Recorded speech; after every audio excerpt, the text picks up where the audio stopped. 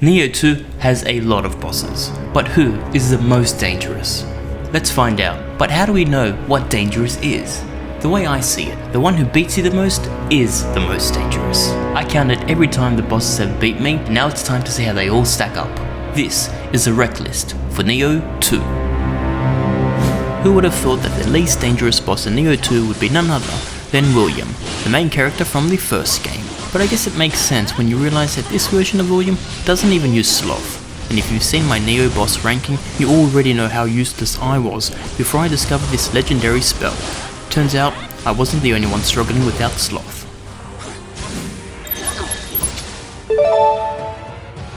The second weakest boss is the first boss you face in the game, Mezuki. The hardest part of this fight was figuring out how to use the burst counter.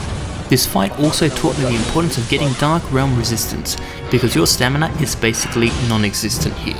I felt in the early stages, it was best to avoid the bosses until their aggro meter empties and we return back to the normal realm.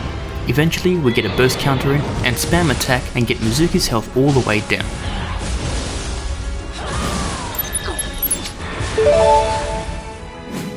Ape. Together strong. But I guess Tokichiro missed that memo when he tried to betray us.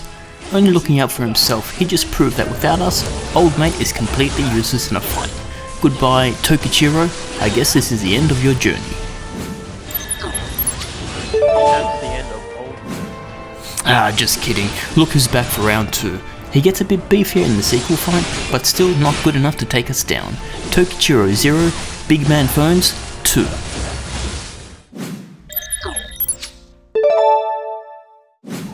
We are still on 0 deaths, and next up we have Tatori Moki, the owl that's allergic to the ground. I felt like he spent most of his time in the air, and even though I didn't have a decent ranged weapon at this point in the game, I had magic on my side. As always, I would miss every opportunity to burst counter, but the one saving grace of this boss fight was that if you smacked the red orbs during the realm shift phase, it would switch back instantly, and you would get a free stagger grapple attack. But with the owl down, we move on to the next boss in the list. And we've got the owl in our first attempt. At spot 19, it's the you that could have been.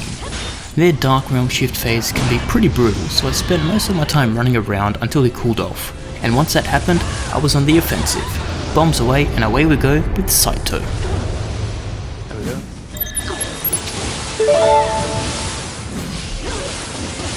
Rolling in at 18, we have Kasha, and man, she is on fire. In her spare time, this Blaze trailer loves to play a bit of Beyblades, so she can easily switch from let it whip to let it rip. If she gets you in a corner, your camera is going to be a real pain, but thanks to our special magician tricks, we come back from the dead and walk away as if nothing ever happened. Oh, there we go, first attempt.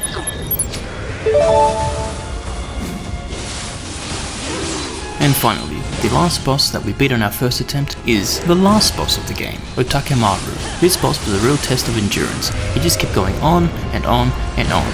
It was the longest fight in the whole game for me. Honestly, looking back at this fight, I was surprised I did beat Otakemaru on my first attempt. Easily, this is one of the hardest bosses in the game for me, because of their speed and never-ending movesets. Not to mention the combo that would basically kill you instantly if you get trapped in it. But after using all my healing items, and after a very long 6 minutes of non-stop brutal attacks, we finally beat the final boss of the game.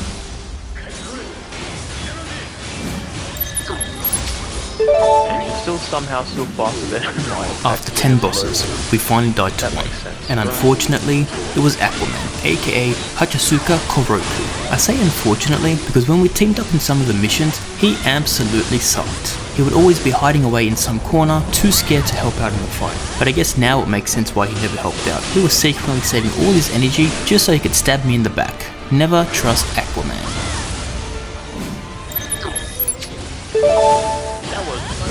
Look up in the sky. It's a bird. It's a plane. No, it's Azai Nagamasa. The one-winged angel really likes to show off its remaining wing as a shield. Which is weird because you'd think it would try to protect it more, seeing as it probably lost its last wing in a similar manner.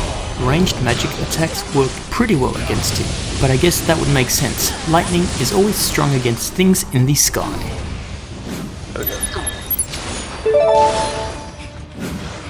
But don't look away from the sky yet. Our favourite flying gunman makes a return in Nioh 2, and at least this time we aren't getting constantly burnt alive like we were in Nioh 1. His moveset seems very similar to the first game. He still loves to spam his gun range attacks. Just like in Nioh 1, I died to Scythe once in Nioh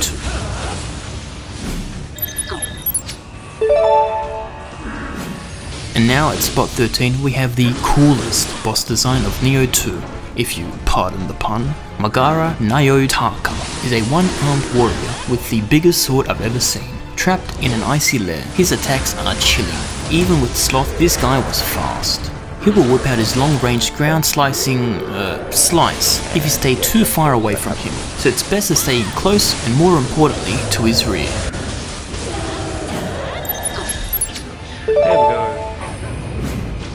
And now that we've got a taste of fire and ice individually, let's bring it all together now with Ryaman Sukuna. His constant 360 attacks made it so that it was never safe if you were close to him, and well, you're not exactly safe far away either, because he's got a lot of red lunge attacks which I could never counterburst properly, as well as some homing missile beams. Looking back at this fight, it seems like his ice phase has less defensive strength than his fire phase, so I would probably stick to drawing out his ice side and attack that. There we go. Still at one death, we have Shuten Doji at spot 11. I pretty much died instantly as I got into the arena on my first attempt. This dude's hits are no joke. He basically one-hit me on that run. Maybe tempting to burst counter his drunk fire spit move, but you actually do a lot more damage if you go behind him and attack him while he spits for a good few seconds.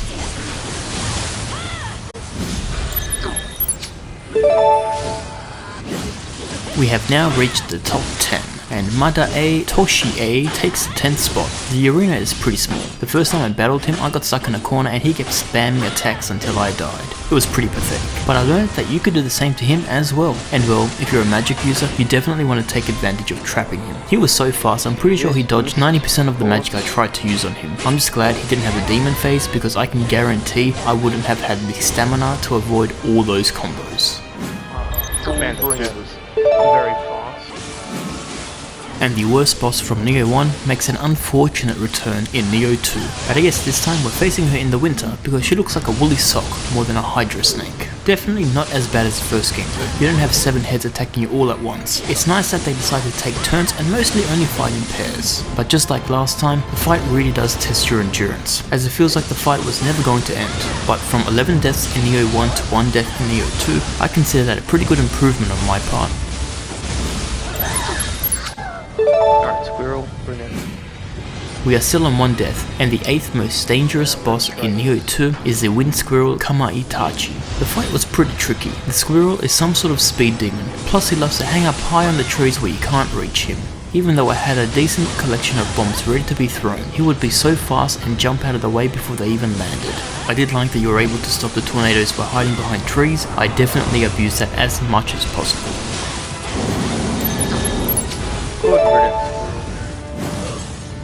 I'm gonna be honest, I didn't actually remember fighting this boss, but it turns out he was a big bad evil force we were chasing the whole time.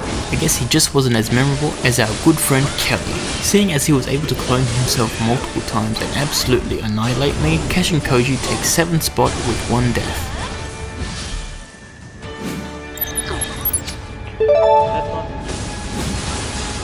And finally we reach the next level. At spot 6 we have Daidari Bokchi, who killed us 2 times. I am very surprised it took this long to finally reach 2 kills. Both times I got Daidari's health bar down to almost the end, but I had no idea what I was actually meant to do next, since every time I would get rid of the yellow crystal nails, there would be a weak point that you could grapple, but then I could never figure out what the last one was. Turns out it was his whole arm. Amazing.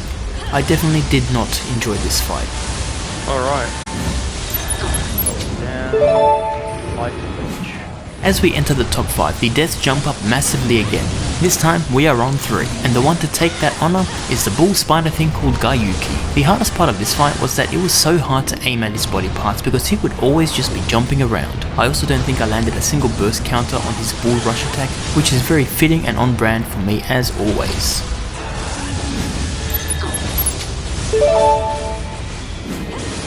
We are still on 3 deaths, and next it's Yatsuno Kami. They are one of the first bosses you fight in the game, and all I remember thinking was, damn, they have a lot of health. It was one of those longer fights. Next time I play Pokemon, I'm definitely keeping Tail Whip as one of my movesets. Who would have known it is super effective and has crazy range and damage output. I also got unlucky and got cornered by the smaller snakes who opened poison gas in my face a few times. It wasn't great that I didn't have any antidote in my quick menu the first few times I fought the boss. This was definitely a tough challenge for the beginning of the game.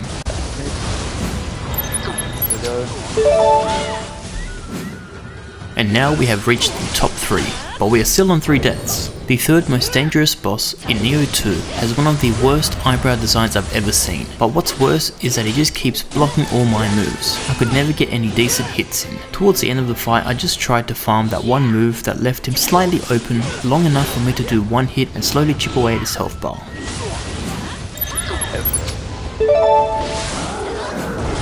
The second boss you face in Nioh 2 is also the second most dangerous boss in the game. Inenra killed me 5 times in total. This fight reminded me a lot of the Onryoki fight from the first game. You're in what looks like a cabin in the ship that's on fire. At least this time I didn't die to the boss 100 times. His wind turbine move caused me a lot of troubles in my first few attempts, but this was a golden run and I managed to burst counter most, if not all his tornado hits. It's just a shame my burst counter success rate ended after this fight. We did it.